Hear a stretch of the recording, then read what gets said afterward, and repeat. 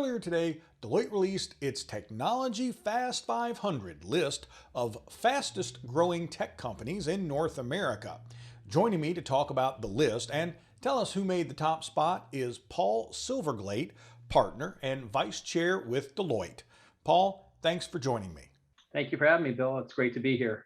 So I know we're here to talk about Deloitte's 2021 North American Technology Fast 500 list. But before we get to the list that was just released, I'd like to hear a little bit about the list itself. So, what tech sectors do you look at? How do you pick the companies that are on the list? How long does it take you to create the list? Just give us a little bit of a rundown on what it takes to put this thing together. Absolutely. So this is the 27th year of this list here. And it's for we call it the Technology North America Fast 500. The tech sectors that we include is software, biotech, electronic devices and hardware, and then digital content, media, entertainment. And actually in that order for this list is kind of where we've seen these companies show up. So kind of software, biotech, electronic devices, hardware, and digital content media. In order to get onto the list, we do a 3-year look back. So this is from 2017 through 2020. You have to have at least $50,000 in the first year and at least $5 million in the third year. And then we do a kind of a combination of an application process. We look at publicly available information in order to compile the list. Okay, so this is a pretty involved process that a lot of people are involved in, right? Well, yeah, being the largest accounting and consultancy firm, you would expect no less, right? That we we actually are pretty diligent in the process of putting together our list. All right, so let's talk about this year's list. Which tech sectors are leading the list this year, and were there any surprises or shifts that you saw from the last time you released the report? So software, once again, and this is our 26th year that software has topped our list of companies that are on the list. 73% of the 500 companies are software. And to finish off the list, their next highest sector is biotech with 14%, electronic devices and hardware, and then digital content kind of round off the top four there. And has that shifted a lot in the last several years? You said software is again at the top, and software is eating the world. So no real surprises, I don't think, for anyone who's been watching tech for a while. But is there anything that that has changed over the last 3 or 4 years? Has one sector sort of bumped up? And one sector fallen off that caught your eye? Well, like I said, software for 26 years in a row has been kind of the leader, the significant leader at 73%. We do feel like biotech is climbing up, and so this list was only starting to be compiled in the initial part of the pandemic. I would think an expectation would be that biotech will start kind of moving up the list. In our top 10 this year, the top 7 of the top 10, not the top 7, 7 of the top 10 are software, 3 are biotech. I think that's an interesting dynamic. Our number one company, which we'll talk about in a moment, is a biotech company. And so I do think that's been pretty interesting. Also, kind of where the companies are located in the industries, I think is a bit interesting. Silicon Valley has a big showing this year. That's predominantly software.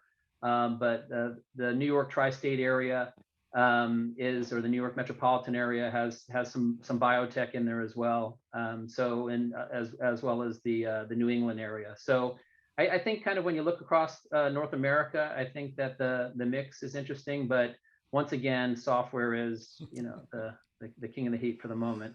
Well, let's not delay any longer. Enough with the buildup. What are the top companies on the list this year? And maybe what was it that stood out to you about those companies that put them on the top of the list, or stands out to you because they're on the top of the list? To me, the sheer size of the growth is amazing. So our list to get onto the list this year, you had to have at least a growth rate of 212%. So that was the number 500 company was 212%, which is pretty amazing. Our number one company is over 87,000%. And so which is completely, kind of mind-boggling. So I thought that was pretty interesting. We're starting to see the preponderance of software. Enterprise infrastructure productivity is about 26% of the software companies. Fintech is starting to climb in at almost 20%, so 19%, and then your digital platforms at 18%. So I think what is interesting is you're starting to see digital platforms gaining or garnering a bigger percentage. Fintech companies, I think that's gonna prevail. I think a lot of the crossover, biotech, fintech, consumer tech. I think we're gonna, we've been seeing a convergence in our industry with technology companies, and I think that that's going to continue. So who's at the top of the list? That I can't imagine. It's hard to wrap my head around that. 87,000 percent growth, and it seems to me like just 212%, or anything above kind of 200% there is amazing growth to have. But so who's at the top of the list? What are those like top five, top 10 this year? So our number one company this year, I will take off the veil here, Axonics, with 87,037%. So I don't want to gyp them of their 37%. They're based in Irvine, California. Get Upside, software and SaaS company, with 60,000% growth out of Washington, D.C. Attentive is number three, software and SaaS, 49,000% out of Hoboken, New Jersey. Shipwell, software and SaaS, with 32,670% growth out of Austin, Texas. And rounding out the number five company is Snap Commerce, software and SaaS company, 32,526% growth out of Toronto, Ontario. So kind of a nice spread amongst a couple of different areas for our top five companies. Yeah, that's impressive. The growth rates, if anything else, are just so impressive. So one of the things that I also wanted to ask you about, because of course we've all been dealing with this for the last 18 months, is the COVID pandemic. Now, I know this is you've been doing the survey for many years, and it's also a longer term survey. But how did COVID, if at all, impact this year's results? And do you think that the impact will be felt in the future? And will that effect be visible in the results, say, next year and the years after that? Yeah, great question, Bill. So as this is the 2021 report, it's based on 2017 through 2020 revenue. So for me in Silicon Valley, I can tell you that our stay-at-home started on March 13th, 2020. So this particular report is just in the very beginning of COVID. So I would say this is almost a signpost here for the last report we have before COVID. And then you're going to start seeing in next year's report, the year after, the effects of products that were developed, to basically as a result of COVID, as a result of many people staying at home, working at home. I think it's going to start coming in subsequent reports, and I do think it's going to be significant. I do think that we'll see more biotech companies. I think we like to think COVID, with how much we did much more virtual work during the pandemic.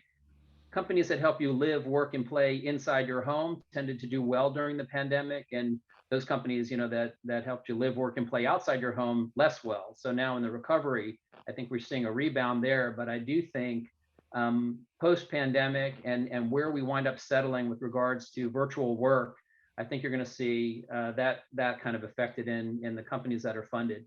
And by the way, speaking of companies that are funded, 81% of the companies on our list were funded by venture capitalists at some point during their history.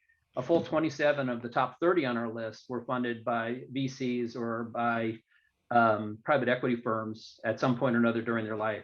So it's still a preponderance of the companies that are on our list or on the radar screens of VCs and PEIs, and that's where kind of the money's going, and identifying these companies and fueling amazing growth.